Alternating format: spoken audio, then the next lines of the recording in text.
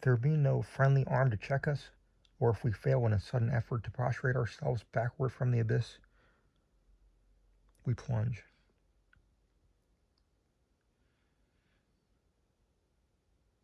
And are destroyed. Examine these and similar actions as we will, we shall find them resulting solely from the spirit of the perverse.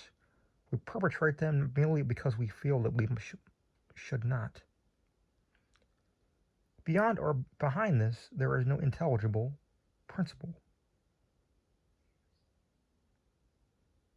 And we might indeed deem this perverseness a direct instigation of the archfiend, were it not occasionally known to operate in furtherance of good. I have said this much, that in some measure I may answer your question, that I may explain to you why I am here, that I may assign to you something that shall have at the least faint aspect of a cause for my wearing these fetters.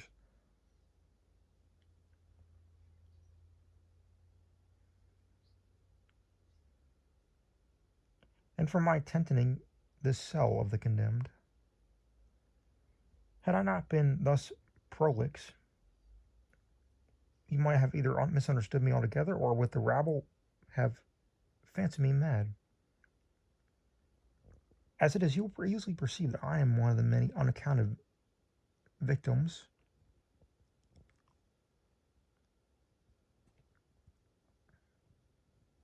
of the Imp of the Perverse.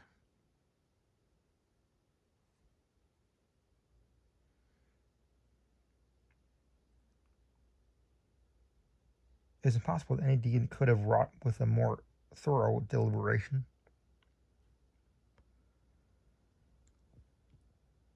For weeks or for months I pondered upon the means of murder.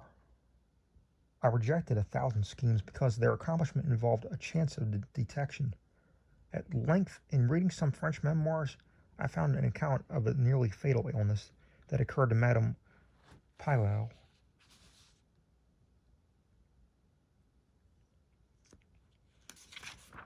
Through the agency of a candle accidentally poisoned.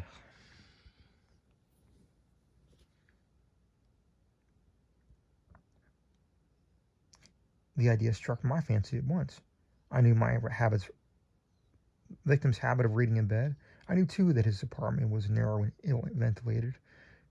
But I need not vex you with impertinent details. I need not describe the easy artifices by which I substituted, in his bedroom candle stand, a wax light of my own making for the one which I there found. The next morning he was discovered dead in his bed, and the coroner's verdict was, quote, unquote, death by the visitation of God. Having inherited his estate, all went well with me for years. The idea of detection never once entered my brain. Of the remains of the fatal taper, I had myself carefully disposed. I left no shadow of clue by which it would be possible to detect, or even to suspect me of the crime. It is inconceivable how rich a sentiment of satisfaction arose in my bosom as I reflected upon my absolute security.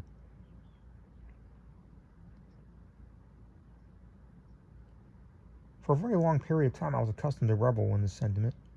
It afforded me more real delight than all the mere worldly advantages accruing from my sin.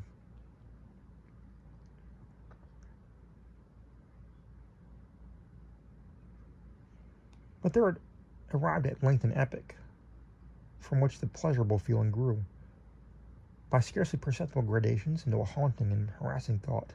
It harassed because it haunted. I could scarcely get rid of it for an instant. It is quite a common thing to be thus annoyed with the ringing in our ears, or rather in our memories, of the burden of some ordinary song, or of some unimpressive snatches from an opera. Nor will we be less tormented if the song in itself be good, or the opera air meritorious. In this manner, I would perpetually catch myself pondering upon my security, and repeating in an low undertone the phrase, "I am safe."